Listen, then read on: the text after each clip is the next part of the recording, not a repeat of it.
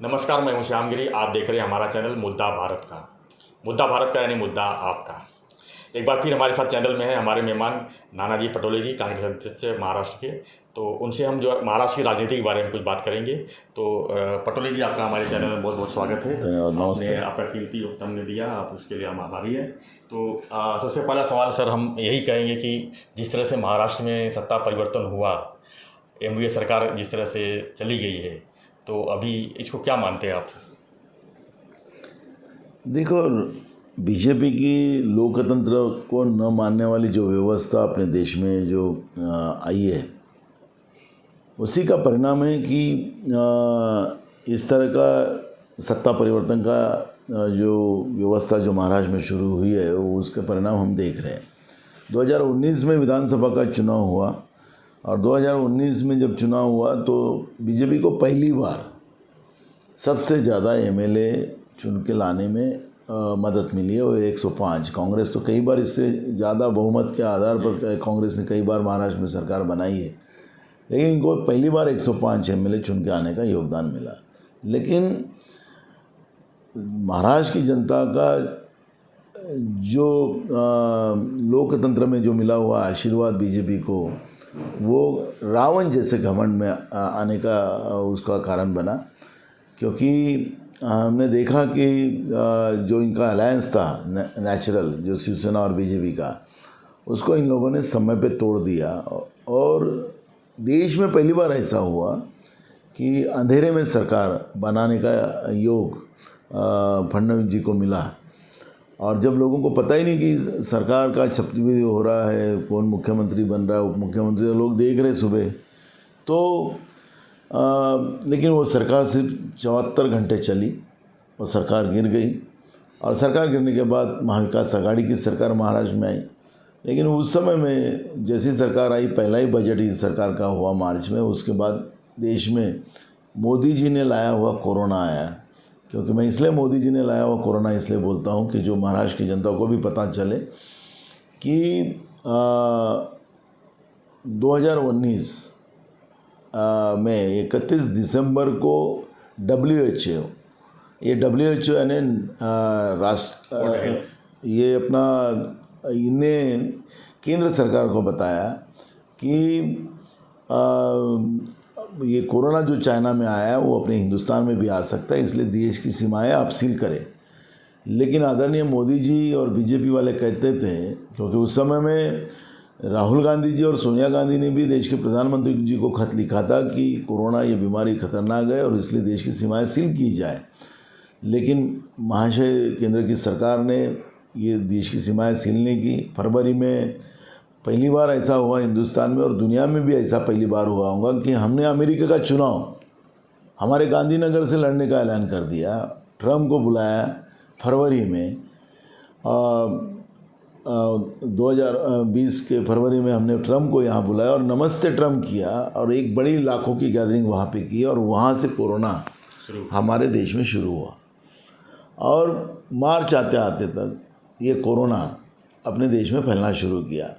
इसमें एक और मैं बात बताऊंगा, क्योंकि लोग भूल जाते हैं। उसी पीरियड में जब हमारे यहाँ पे मोदी जी ने आह्वान किया जनता कर्फ्यू का, और उन्हें कहा कि एक दिन अपन जनता कर्फ्यू करेंगे और कोरोना चले जाएगा, तो लोगों को भी विश्वास हुआ, क्योंकि लोग उनकी इस जुमलेबाजी से बहुत ज़्यादा प्रेरित थे। तो लोगों ने कहा कि चलो एक दिन का तो अपने को करना है, तो लोगों ने एक दिन का बंद रखा। तो उन्होंने कहा कि आप दिए जला दो, तो लोगों ने दिए भी जला दिए। तेल महंगा किए उनने, क्योंकि अभी फॉर्चून जो तेल है वो अदानी जी का, उनका मित्र का है, तो तेल भी महंगा कर दिया। लेकिन दिए जलाओ, लोगों ने कहा कि कोरोना जाएगा तो दिए भी जला लो, तो लोगों ने दिए जलाए तो भी कोरोना नहीं गया। क्योंकि मैं आज भी डॉक्टरों से पूछता हूँ कि दिए जलाने से बीमारियाँ जाती है। तो दूसरी बार और नरेंद्र मोदी जी ने कहा कि और 2 दिन के बाद और उन्हें एक जनता कर्फ्यू रखा, बोले आप थाली बजाओ, तो लोगों ने थाली बजाए। मुझे एक बात मैं आपके माध्यम से ये कहना चाहूँगा कि मेरी माँ जो थी, मेरी माँ मेरे को हमेशा बोलती थी कि अरे बेटा तू हाथ पैर धो के आ जा, तेरे लिए मैं गरम गरम रोटी बना के देती हूँ। तो हम लोग बच्चे थे, बच्चे लोग तो बिल्कुल शैतानी रूप होता है, तो मैं थाली लेके बैठता था तो थाली को जब तक माँ रोटी लाने के पहले बजाता था तो मेरी माँ बोलती थी कि थाली मत बजा बेटा, नहीं तो घर में ये गरीबी आएगी। तो लेकिन मोदी जी ने पूरे देश को थाली बजाने लगा दिया। अब देश को क्या परिस्थिति होगी अब सब समझते हो कि मेरी माँ जो कहती थी कि जो इसे थाली बजाने से इस तरह से खाली तो गरीबी आती है, औदसा हमारे महाराष्ट्र में औदसा शब्द है उसको, तो उसको बोलती थी, तो घर में बुराई आती है, घर में आर्थिक कमजोरी होती है, ऐसी मेरी माँ कहती थी। तो वही बात आज देश में हुई है उसी पीरियड में। तो इसलिए मैंने कहा, और उसी पीरियड में मुस्लिम जो संगठन रहती है उनका तबलीगी एक जमात है, उनका इंटरनेशनल लेवल का सेशन इस बार उस समय 2020 में हिंदुस्तान में होने वाला था, जिन्हें उन लोगों ने मुंबई में परमिशन मांगी थी। महाविकास आघाड़ी की सरकार ने उनको परमिशन नहीं दी, लेकिन दिल्ली में, क्योंकि वहाँ मोदी की पुलिस है, अमित शाह की पुलिस है, वहाँ पे केजरीवाल की पुलिस नहीं है, क्योंकि वो केंद्र शासित है, वहाँ के पुलिस का अधिकार ये केंद्र सरकार की तरफ होता है। वहाँ पे तबलीगी संगठन को वहाँ पर उनका इंटरनेशनल सेशन लेने का मौका उनको दिया गया। जब लॉकडाउन किया गया तो लॉकडाउन के समय वो लोग थे वहाँ पर, लेकिन लॉकडाउन के समय वो लोग होने के बाद भी कोरोना उनके वहाँ तक जाने तक, क्योंकि लॉकडाउन में क्या किया गया था, रेलवे बंद की गई थी, फ्लाइट बंद की गई थी, बसेस बंद की गई थी, सब चीज़ें बंद की गई थी। और जब उन लोगों ने परमिशन दिया, उनको पता था कि वो लोग था लॉकडाउन के पहले उनको वहाँ से निकलना था देश की जनता की सुरक्षा के आधार पर, लेकिन कोरोना वहाँ पे घुसने दिया और मुस्लिमों के वजह से देश में कोरोना आया, ये बताने में भी, क्योंकि बीमारी में भी राजनीति करने में कसर केंद्र के नरेंद्र मोदी और बीजेपी की सरकार ने नहीं छोड़ी। वो भी आपने सबको देखा होगा, क्योंकि टीवी में तब सभी मुस्लिमों की वजह से कोरोना आ रहा है और लोग मुस्लिम को देख के भाग जाते थे, ये भी डर पैदा करने में। और इसलिए मैंने शुरुआत में कहा कि मोदी की सरकार के वजह से देश में कोरोना आया, और इसलिए मैंने इतना बड़ा स्पष्टीकरण इसमें दिया है। और महाविकास आघाड़ी की सरकार को पहले दिन से गिराने का काम बीजेपी के लोगों ने शुरू की।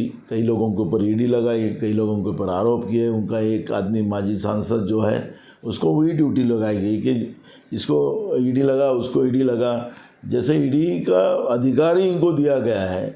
वो इस तरह का व्यवहार अपने महाराष्ट्र में हमने देखा, और उसी की वजह से, ईडी के डर के वजह से और ये ब्लैकमेलिंग की वजह से। और आपने देखा होगा कि जब गुवाहाटी में हमारे सब विधायक थे, उसमें से कुछ विधायक भाग के भी आए, तो उन्हें कहा कि एक एमएलए को 50 करोड़ रुपया देने का काम शुरू है, हमने पैसे नहीं लिए, हम वापस आए। तो इस तरह की खरीद फरोख्त कर लोकतंत्र को और ब्लैकमेलिंग कर ये सरकार गिराई गई, और ये बात अब महाराष्ट्र की जनता समझ चुकी है। क्या लगता है कि ये सरकार कितना दिन चल सकती है, कितना उम्मीद करते हैं? देखो, कांग्रेस की तरफ से हमने शुरुआत में ही कहा था कि ये सरकार ही असंवैधानिक है, क्योंकि हमारा शेड्यूल 10 जो संविधान का है वो इस बात को, दल बदल को, जिसको दल बदलू बोलते हैं, इस बात को मान्यता नहीं देती। और शेड्यूल 10 जो है हमारा बेसिक है लोकतंत्र का, कि इस तरह से अगर कोई दल से कोई चुन के आए और वो कोई भी खरीद कर बिक कर, तो फिर कल से तो मित्रों बैठे ही है, तो वो एमएलए चुन के आए, सांसद चुन के आए कि खुद ही प्रधानमंत्री बन सकते खरीद कर। और इसलिए लोकतंत्र की खरीद पत्र ना हो, इसकी कोशिश वहाँ पे की गई है, और इसलिए ये 10 शेड्यूल उसमें का महत्वपूर्ण है।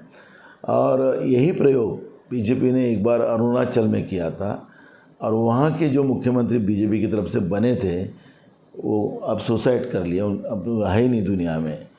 और इस तरह से महाराष्ट्र में भी इन लोगों ने ये काम किया है। अभी ये प्रकरण सुप्रीम कोर्ट में, अब सुप्रीम कोर्ट में होने की वजह से मैं इसके ऊपर ज़्यादा कुछ नहीं बोलूँगा, लेकिन शेड्यूल 10 के आधार पर महाराष्ट्र की सरकार यह असंवैधानिक है, इतना मैं कहूँ। दूसरा सवाल सर ये है कि अब आपकी पार्टी जो है विधानसभा में नंबर 3 पे चली गई है, तो इसको कांग्रेस को कैसे आप इसको, आपके ऊपर बड़ी जवाबदारी है कांग्रेस को आगे ले जाने के लिए महाराष्ट्र, तो कैसे इसको आगे ले जाके? महाराष्ट्र में कांग्रेस को मानने वाला बड़ा वर्ग है। मैं 1 साल मुझे हुआ है कि मैं महाराष्ट्र के कई ज़िले में, कई तालुका में, कई गांव में जाके आया हूँ, और जैसे जैसे मैं लोगों के पास जा रहा हूँ उतने ही ताकत के साथ लोग कांग्रेस के साथ जुड़ना चालू हुआ है। एक था कि हम संगठन की तरफ ख्याल नहीं दिया और उसी का परिणाम है कि कांग्रेस महाराष्ट्र में कमज़ोर हुई है। ये बात को मैं मानता हूँ। जो बात है, क्योंकि हमारी आदत है कि कोई बात छुपाना नहीं, जो बात है वो बोलने की मेरी आदत रही है। लेकिन आज हमारे सभी, मैं और मेरे साथी सभी कांग्रेस के कार्यकर्ता हमारे विविध सेल में, फ्रंटल ऑर्गेनाइजेशन में सब लोग अपने अपने तरीके से काम कर कर कांग्रेस को अब मुख्य धारा में लाने का काम हमारे महाराष्ट्र में शुरू हो चुका है। जनता भी बड़े पैमाने में कांग्रेस के साथ जुड़ रही है। उतार चढ़ाव सब जीवन में लगा हुआ होता है कि कांग्रेस के बिल्कुल उतार रहा है और उसका परिणाम है कि हम कांग्रेस सत्ता के बाहर गई है। लेकिन मेरा विश्वास है कि मैंने पहले दिन कहा था कि मुझे महाराष्ट्र की पूरी ज़मीन पता है, लोगों की मानसिकता पता है, और जिस दिन मैं अध्यक्ष बना उसी दिन मैंने कहा कि महाराष्ट्र में कांग्रेस आने वाले 2024 में सबसे बड़ी पार्टी करके खड़ा होगा, और मेरा विश्वास है कि उसी तरह कांग्रेस महाराष्ट्र में आने वाली चुनाव में, विधानसभा हो या लोकसभा में, सबसे बड़ी पार्टी बन के आएगा। अक्सर देखा जाता है पटोले साहब की कांग्रेस में विरोधी आपस में गुटबाजी बहुत चलती है। इसी विधान परिषद में भी क्रॉस वोटिंग हुए हैं और इसकी शिकायत भी दिल्ली तक पहुंचाई गई है। और अब तो ये भी कहा जा रहा है कि कांग्रेस के भी कुछ एमएलए जो है अब जो है कमल के लोटस पे शिकार हो रहे जा रहे हैं। देखो, दो चीज़ें हैं कि आपस में मतभेद होना ये तो स्वाभाविक है। अगर घर में 4 लोग हैं तो 4 लोगों के मत बहुत समान होते हैं, ऐसा मैं मानता नहीं। जितनी हाथों की उंगलियां जैसे छोटी बड़ी होती है, वैसे वैचारिक भी हम लोग छोटे बड़े हो सकते हैं। और सबसे बड़ा मुद्दा इसमें ऐसा है कि कांग्रेस में इस तरह के वैचारिक, लेकिन हमारा पार्टी के बारे में एक मत है, सब लोग मिलकर काम करते हैं महाराष्ट्र में। और जो हमारे 7 वोट जो विभाजित हुए थे एमएलसी के चुनाव में, हांडोरी जी के इसमें, उसके बारे में हाईकमांड बहुत सीरियस है और उसमें अभी मोहन प्रकाश जी हमारे आके उनने पूरा रिपोर्ट लेके गए, तुरंत उसमें एक्शन भी होगी। तो कुछ लोग हैं उसमें, और मैंने कहा जब कि जो ब्लैकमेलिंग का राजनीति जो बीजेपी केंद्र में बैठकर कर रही है, उसी का परिणाम हम लोगों को यहाँ भुगतना पड़ा है। लेकिन नेता अगर इधर उधर हो भी जाए, लेकिन उसका परिणाम कांग्रेस संगठन और कांग्रेस पार्टी पे नहीं होगा, कांग्रेस विचारधारा पे नहीं होगा। और मैंने ये कहा कि मैं किसी को लेके बात नहीं कर रहा हूँ, मैं जनता की और कांग्रेस विचार की ताकत कितनी बड़ी है उसका अंदाज आने वाले 2024 में मिलेगा। और मुझे नहीं लगता कि कोई जाएगा कांग्रेस से, क्योंकि जैसे ही सिंधी जी ने कहा था कि 200 के ऊपर वोट द्रौपदी जी मुर्मू को राष्ट्रपति उम्मीदवार को मिलेंगे, तो उसमें कोई वोट गया है नहीं। तो इसका मतलब है कि जो कांग्रेस का माहौल आज महाराष्ट्र में बनते जा रहा है, लोग कांग्रेस के फेवर में आ रहे हैं, तो कोई नेता इतनी हिम्मत नहीं करेगा कि तो इधर उधर जाएगा। 2024 तो भी दूर है, लेकिन अभी तुरंत जो है बीएमसी चुनाव और नगर निगम के चुनाव महाराष्ट्र भर में है, तो उसको किस तरह देख रहे हैं आप? देखो, महाराष्ट्र में विशेषकर बीएमसी का आपने उल्लेख किया, बीएमसी में कई बार कांग्रेस का मेयर बन चुका है और बहुमत में बना है।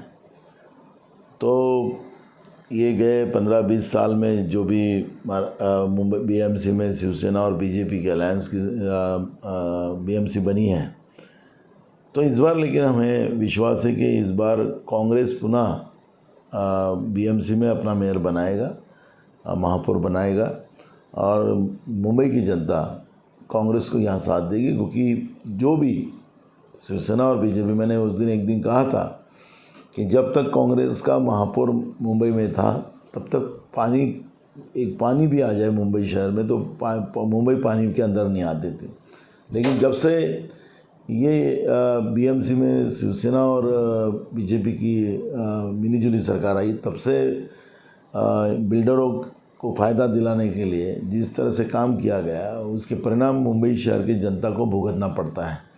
विकास के नाम से इन लोगों ने मुंबई की जनता को बर्बाद करने का काम किया है, और इसी आधार पर पुनः मुंबई शहर की जनता को कांग्रेस की याद आना शुरू हुई है।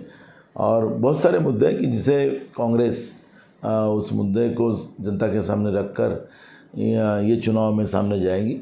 और कांग्रेस ही बड़ी पार्टी करके मुंबई शहर में भी आगे आएगी, ऐसा विश्वास हमें है। भाजपा को रोकने के लिए कोई खास रणनीति बनाई?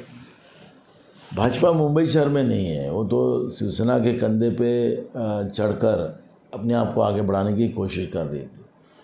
यहाँ पे बहुत सारा बीजेपी का बेस नहीं है, यहाँ कांग्रेस का बेस है और कांग्रेस अपना बेस खड़ा करेगी। धन्यवाद पटोले जी।